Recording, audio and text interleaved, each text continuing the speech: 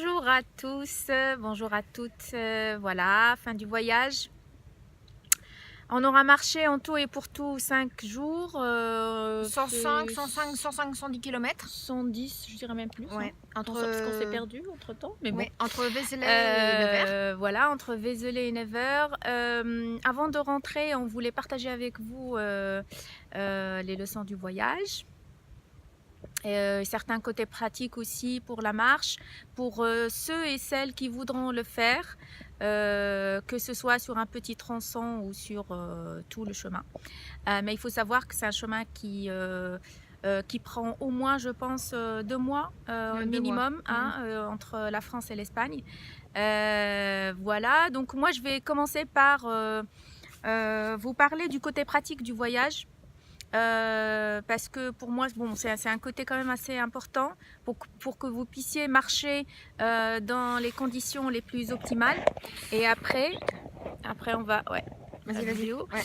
Et après, Corinne, ma coéquipière, la deuxième pèlerine, va vous parler des leçons plutôt côté personnel, côté psychique, voilà, ce qu'elle a appris, voilà, ce qu'il faut faire, ce qu'il ne faut pas faire. Alors, pour le côté pratique, je commencerai par l'équipement. Je vous conseille, en fait, je vous recommande de prendre un sac, le sac le plus léger possible. Alors, pour nous deux, c'était un sac qui n'a pas dépassé 6 à 6,5 kg et demi. Vraiment l'essentiel. Pour une semaine de marche, ça va être genre 2 polaires, un coupe-vent. Des dessous et puis des chaussettes. Ouais, alors pour les chaussettes, c'est important. Il faut avoir de bonnes chaussures de marche, mais il faut au moins mettre 2 chaussettes pour éviter les ampoules. Double épaisseur. Une double épaisseur. Et vous aurez quand même des ampoules. Moi, j'en ai pas eu, hein. Moi, j'en ai eu. Alors pour l'équipement, là où vous pouvez faire vos courses vraiment à des prix abordables, c'est Decathlon, incontestablement, et vous allez vraiment tout trouver, hein. Vous allez avoir l'embarras du choix. Juste comme je vous ai dit, faire attention à ce que votre sac soit léger parce que vous allez marcher, vous allez avoir votre maison sur le dos et il vaut mieux que ça soit une maison légère. Du coup, pas besoin de sac de couchage. Oui, alors du coup, si vous ne prévoyez pas de dormir à la Belle Étoile, je vous conseille de ne pas prendre de sac de couchage parce que franchement, on a été dans des gîtes, des refuges, des maisons d'hôtes et les conditions d'hébergement sont impeccables. Les draps sont propres, les conditions d'hygiène, on est en France, hein, donc si vous prévoyez pas de dormir à l'extérieur, c'est pas la peine de vous alourdir avec un sac de couchage en plus. Pensez surtout à vous habiller en oignon, c'est-à-dire en fait faire 3 épaisseurs. Vous voyez, un t-shirt, une polaire, un coupe-vent. Et puis au fur et à mesure que la température du corps va augmenter en journée, et ben du coup vous allez avoir vous allez en fait vous enlever une épaisseur et ça va être comme ça toute la journée. Qu'est-ce que je voulais vous dire en plus? Oui, alors quand il fait froid, prévoir des gants et prévoir un bonnet. Très important, surtout que vous allez commencer à marcher très tôt le matin, 6h30, 7h du matin, il fait froid. Nous, cette semaine, il a carrément gelé. Mais après, on est au mois de novembre, ça dépend quelle période ils le font. Oui, voilà. Alors, justement, parce que je voulais en parler, pour la saison du pèlerinage, nous, on a fait en fait cette marche. On est au mois de novembre, on est hors saison de pèlerinage. Il faut savoir que la saison s'étale du 15 mars jusqu'au 15 octobre. Parce qu'il fait chaud, parce qu'il fait beau, parce que voilà, les gens peuvent marcher. Et aussi parce que c'est la saison où il y a plus de choix en matière de refuge et de gîtes sur la route. Nous, en fait, depuis Vézelay, on a eu très peu de refuges qui étaient ouverts. Et même ceux qui ont accepté de nous héberger, c'était juste par gentillesse. Mais en principe, en fait, ils sont fermés parce qu'ils estiment qu'il n'y a pas assez de pèlerins sur la route. Donc du coup, on a fait beaucoup de maisons d'hôtes. Et là, on est dans le couvent de Bernadette Soubirous. Dieu merci, c'était une belle découverte. Je pourrais vous en parler après. Mais voilà, donc hors saison de pèlerinage, il n'y a pas beaucoup de refuges. Prévoir un budget, c'est pas un gros budget, hein, un budget, ça va être quoi pour une maison d'hôte, ça va être 70, voilà, 70 € pour deux personnes avec petit déjeuner inclus. C'est cher quoi. C'est le plus cher. C'est le plus cher qu'on a fait. C'est le plus cher qu'on a fait. Sinon, alors pour les refuges, faut prévoir pour le pèlerinage, il faut prévoir un budget de 20 jusqu'à 25 € avec le crédentiel. Avec le crédentiel. Et ça, effectivement, je voulais vous en parler. Le crédentiel, c'est ça, c'est le passeport du pèlerin. Il ne faut pas l'oublier. Si vous voulez marcher sur le chemin de Saint-Jacques, prévoyez d'abord ce passeport, c'est-à-dire en fait, envoyez une lettre à l'association des pèlerins de la ville qui sera votre point de départ. Alors pour nous, ça a été Vézelay. Donc on a envoyé une lettre et on a reçu sur Internet, il y a un formulaire, il y a toutes les infos. Et on a avec un chèque de 10 €. Et donc on a reçu chez nous ce passeport qui nous permet, en fait, non, c'était à l'envers, pardon. Non, ben non. Si, quand même. Voilà, c'est un passeport qui nous permet d'avoir des réductions sur les gîtes et sur les refuges qui peuvent aller parfois jusqu'à 40%. Voilà, alors il y a ça, il y a le passeport et oui, je voulais vous parler de ça aussi. Le livre, votre Bible du voyage, ça va être le Miam Miam Dodo. Pourquoi il met à l'envers ? Non, c'est bizarre. Non, mais... c'est le Miam Miam Dodo, c'est un livre en fait où vous allez avoir tous les renseignements sur la marche. Vous allez avoir la carte des routes, les hébergements, les gîtes, toutes les adresses possibles et imaginables. Voilà, c'est vraiment très commode, très pratique. Ça va être votre tableau de bord et ça a été notre cas. À chaque fois qu'on passait, vous voyez par exemple, je vais vous ouvrir juste comme ça pour voir. Vous avez de la carte des routes, ce qu'il faut prendre. Il faut toujours suivre ce chemin-là. Non, des fois on a coupé à travers. Ouais, parfois on a coupé, mais bon, on s'est bien repéré avec ce document.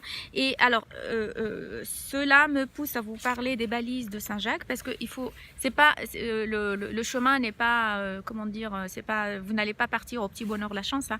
C'est un chemin qui est très très bien balisé d'une façon générale.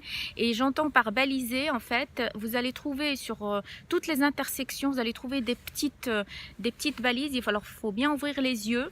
Il faut être très attentif parce qu'il s'agit de petites pancartes de 3 cm sur 2, vraiment tout petits, qui sont accrochés aux arbres dans les intersections ou parfois derrière les poteaux électriques et qui vous indiquent le chemin. En fait, c'est des petites balises en jaune et bleu. Voilà, en jaune et bleu qui est donc le symbole du pèlerinage de Saint-Jacques. Parfois, il y a une coquille à côté. Donc, à chaque fois que vous passez à côté d'un village ou d'une route ou d'une intersection, faire attention, voir sur les arbres, voilà, sur tout ce qui peut être une indication, voir s'il n'y a pas la balise. Et parfois, il y a la marque jaune bleu barré. Quand vous avez une barre comme ça veut dire que c'est le chemin à ne pas emprunter. Il faut prendre le chemin opposé. Voilou, qu'est-ce que je voulais vous dire? Oui, les réservations, excuse-moi Corinne, parce que ça c'est très important. Alors ne réservez, si vous voulez faire une semaine de marche ou 2 semaines ou même un mois, ne réservez pas tout à l'avance. Ça ne sert absolument à rien. Il faut réserver à J-1, c'est-à-dire le soir pour le lendemain. Parce que de toutes les façons, vous ne savez pas combien de kilomètres vous allez parcourir en journée. Vous savez dans quel état vous allez arriver. De toute façon, voilà. S'il y a une leçon à apprendre de ce voyage, c'est vraiment de ne pas tout contrôler, qu'on ne peut pas tout contrôler. Et que voilà, il y a des choses qui vont arriver, il y a des imprévus, mais qui vont nous faire grandir au final. Mais voilà, même malgré le fait qu'il y avait beaucoup de choses fermées, nous, le jour pour le lendemain, on a toujours trouvé, sans problème. Voilà. Sans problème. Voilà. Il faut faire toujours confiance à son destin. Qu'est-ce que je voulais vous dire aussi? Oui, alors le camping, on en a parlé, le crédentiel, les chemins balisés. Oui, alors attention pour les chemins balisés, en fait, quand vous êtes à l'entrée des villages, parfois vous n'allez pas trouver de balises ou alors difficilement, il ne faut pas hésiter à demander son chemin. Demandez, mais pas à une seule personne. à 2 personnes et plus parce que on a failli se faire, enfin on s'est fait On sait, paumer par un scout d'Europe, oui, un scout d'Europe qui n'a pas su lire une carte, ça existe. Bon, il était très gentil, hein, mais après on a quand même marché pendant 2 heures gratuitement et c'était carrément à l'opposé du chemin qu'on devait prendre. Et pourtant, on a appris que ce sont les scouts d'Europe qui ont balisé tous les chemins de Saint-Jacques-de-Compostelle, puisque quand on est arrivé au Vézelay, il y avait le rassemblement annuel des scouts d'Europe, donc c'était très très beau d'ailleurs, à la basilique. Et on a appris que c'est eux qui ont balisé tous les chemins de Saint-Jacques-de-Compostelle. Donc il y en a qui savent lire des cartes et d'autres Voilà. qui savent pas. Même si bon, ils ont une idéologie quand même assez extrémiste, mais bon, ils ont quand même fait un travail louable. Voilà, donc je te laisse Corinne parler de la partie plutôt développement personnel. Oui, d'accord. Donc vais au tenir niveau, alors déjà, oui, au niveau physique, il faut savoir que c'est très très difficile, qu'il faut pas y aller, qu'il faut pas faire le chemin si on est complètement sédentaire. Moi personnellement je fais régulièrement donc, du sport, hein, cardio et renforcement musculaire. Nadia marche beaucoup, elle fait 3 fois par semaine du yoga et malgré ça c'était très très très dur physiquement. Donc faut bien savoir que c'est difficile. Donc Nadia a moins souffert que moi parce qu'elle a des gènes berbères. Ce sont mes ancêtres, les marcheurs des montagnes du Donc, sud du Maroc. Donc c'est vrai qu'elle Merci, hein. donc c'est vrai qu'elle a un petit peu moins souffert que moi, mais physiquement je pensais pas que ce serait aussi difficile que ça. Au niveau donc des leçons de vie, je dirais on apprend à lâcher prise, à lâcher les peurs. Moi j'avais peur, par exemple j'avais peur de prendre de l'autostop. Le premier jour, vu que le scout nous avait perdus et qu'il faisait nuit et qu'on n'arrivait pas et qu'on avait peur de marcher la nuit, on a fait de l'autostop et puis ça s'est bien passé. Ne pas avoir peur aussi par rapport à tout ce qu'on voit. Oui, il y a des joggeuses qui se font agresser dans les bois. Nous on a fait 105-110 km dans les bois. Et puis on est là quoi. Donc Ouais. effectivement, hein, je dis pas qu'il faut rester prudente, mais Il ne faut pas généraliser le chaos des autres. voilà, il faut vraiment lâcher prise, advienne que pourra. De toute façon, il faut vivre. Voilà, il faut vivre. Après, au niveau vraiment des leçons de vie, donc le mercredi, on était parti, donc on n'avait pas d'hébergement avant 30 km. Donc on s'était dit de toute façon 30 km c'est trop, on les fera pas, hein, parce qu'on faisait une moyenne de 20 km, 19-20 km par jour. 30 km c'est trop, on les fera pas. C'est pas grave, on avait regardé, on prendra du stop, puis c'est bon. On s'était dit, on fera comme ça. Et alors là, c'est le 3e jour, donc j'avais déjà les 2 premiers jours de marche dans les pattes. Et physiquement, moi, j'ai craqué. C'était vraiment les douleurs ont été très très très fortes. J'ai craqué parce que tellement j'avais mal en fait. Et pourtant, j'ai accouché 2 fois sans péridurale, mais j'ai eu mal. J'ai eu plus mal. Donc ouais, c'était très très dur. Et ce que je voulais dire, c'est que ce qui est sorti aussi quand j'ai craqué physiquement, on a fait une bonne pause. Après, il a fallu qu'on reparte, puisque de toute façon, on n'avait pas le choix, il fallait qu'on avance. Et il y a des choses émotionnelles, des choses personnelles qui ont craqué avec les douleurs. Il y a des choses qui sont sorties. Très personnel et ouais, j'ai lâché quelque chose, mais pas que physiquement en fait, il y a quelque chose qui est sorti. Et ensuite quand on est arrivé, donc c'était Corbigny je crois, je sais plus, voilà, on a fait 30 km et là c'est le dépassement de soi et une fierté c'est vraiment du dépassement de soi. Voilà, il y a plein de choses qui se passent. On lâche plein de choses, j'ai lâché, voilà, plus que la douleur, le fait de surmonter sa douleur, de surmonter cette épreuve et physique et puis du coup psychologique aussi, parce que du coup là c'est le mental qui reprend le dessus, parce que vraiment j'ai souffert, hein, et voilà, c'est vraiment un dépassement de soi et c'est une super fierté. Il y a plein de choses qui lâchent, plein de choses qui tombent. Après on est vraiment aussi dans l'instant présent, là, on est vraiment dans l'instant présent, donc même si cette démarche là, même si on dit ouais on va faire de la rando, en fait de toute façon on est obligé d'être dans l'instant présent. Il y a des moments, même si on discutait avec Nadia, il y a des moments où on parlait pas, donc on est forcément dans une espèce de méditation, qu'on le veuille ou non, où on pense, on a des pensées, on a l'introspection, donc ça même si... On est rattrapé par l'esprit de Saint-Jacques. Voilà. Donc même si on a beaucoup papoté, même si on a beaucoup rigolé, il y a eu des moments aussi où on marchait, on était dans la marche, et dans la marche, il y a des choses qui se passent à l'intérieur de soi. Qu'on le veuille ou non, ça se passe.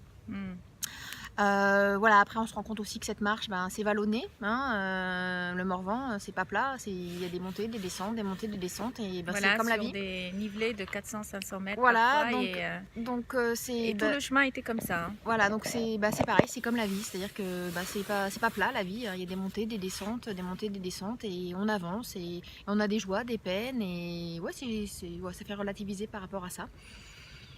Voilà, après je sais pas si tu as d'autres choses à... Oui, non, mais juste pour compléter, parce qu'effectivement c'est une expérience de vie, c'est une expérience personnelle. Alors toi tu l'as vécu en craquant physiquement, mercredi, voilà. physiquement et tout. Moi je l'ai vécu plutôt au niveau spirituel, d'ailleurs c'était ça l'objectif de départ de ma démarche Saint-Jacques. Je l'ai vécu vraiment intérieurement, en me reconnectant, en me connectant avec ce chemin qui a vu passer des milliers, je pense des millions de personnes avec munis de leur foi, de leur détermination pour aller jusqu'à Compostelle. Et l'énergie des lieux est très très très très forte. Vraiment, rien qu'en l'évoquant, j'ai vraiment les larmes aux yeux, c'est très fort, quoi. Je l'ai vécu donc au niveau spirituel, et pour moi c'était hier soir à la chapelle de Bernadette Soubirous, parce qu'on est là dans l'ancien couvent où elle a été hébergée. Donc du coup, hier soir, plouf, j'ai fondu en larmes. T'as craqué hier soir? Ah, j'ai craqué, c'était à la fin de la messe, et voilà, c'est un endroit qui m'a beaucoup parlé, et puis voilà, comme je pense que j'ai vécu une marche aussi intense que celle que j'ai faite en Inde, en ashram, il y a quelques mois. Voilà, j'étais inondée par une énergie voilà, fabuleuse, quoi. Mais je suis très contente, on est toutes fières toutes les deux, chacune a eu son propre dépassement de soi. Oui. Voilà, c'est juste pour vous dire que c'est très personnel, chacun va le vivre en fonction des choses qu'il doit régler ou qu'il veut régler. Juste sachez que rien ne nous arrive par hasard, que la vie parfois nous envoie des signaux, des messages pour qu'on puisse les étudier et puis voir quelles leçons il faut apprendre derrière. Parfois, vous savez, il y a juste une petite foulure de cheville, voilà, on tombe, je sais pas moi, on a un accident, mais derrière vraiment c'est qu'il y a un cap à franchir. Il faut vraiment méditer pour savoir qu'est-ce qui s'est cassé et qu'est-ce qui est né à la place de ce qui s'est cassé. Voilà. Et je voulais juste rajouter qu'on a fait des magnifiques rencontres humaines. Sabine, hein, si elle regarde cette vidéo, magnifique cette rencontre avec Sabine, avec le monsieur qui nous a offert le café. Alors excusez-moi, Sabine, c'est la maîtresse de la maison d'hôte. La chambre d'hôte qu'on a fait. Voilà. Ouais, de la maison d'hôte. Une femme extraordinaire. Si vous voulez, on pourra vous passer les adresses de toutes ces personnes, parce que franchement, elles font un boulot fabuleux. Ouais. Elles sont au fin fond de la France, mais elles ont un cœur, une générosité absolument extraordinaire. Hein. Un monsieur sur le chemin, on était arrêté au bord de sa maison, qui nous a offert le café, comme ça, super. Ouais. La rencontre avec Serge aussi, monsieur super aussi, enfin, qui nous a ouvert, c'était fermé, il nous a ouvert le gîte, rien que pour nous. Donc, non, des rencontres humaines très fortes aussi. Et puis, nous deux, hein. C'était chouette. Ah oui. Exactement. Voilà, il faut choisir son compagnon de voyage. Oui, aussi, c'est important. On vous dit bonne route alors. Bisous. Merci à vous. Que la baraque de Saint-Jacques vous accompagne. Ciao.